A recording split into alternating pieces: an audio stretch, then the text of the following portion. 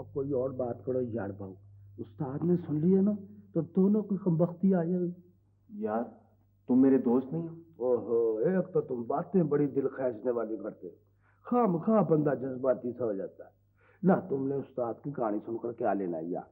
बस मैं जानना चाहता हूँ, जो बात एक दफा मेरे जहन में फंस जाए ना वो निकलती नहीं। इसीलिए उस्ताद कहता है कि तुम इस काम में मत पड़ो, काम करो और भूल जाओ। अच्छा तुम मुझे ज्यादा बातों में ना लगाओ, ये बताओ कि तुम कब से हो उस्ताद के साथ? अब तो बहुत साल हो गए हैं भाऊ। मैं और जिला दोनों यतीम खाने से वाकिफ थे। उन दिनों में हम इतने इतने थे। उस्ताद भी नया नया ही आया था। वो उन दिनों मोटरों के व्हील का उतार कर बेचा करता था। बड़ा जीदार और फुर्तीला था। वाह वाह वाह। अच्छा ये तो मुझे भी पता है, तुम ये बताओ उस्ताद है कौन, आया कहाँ से?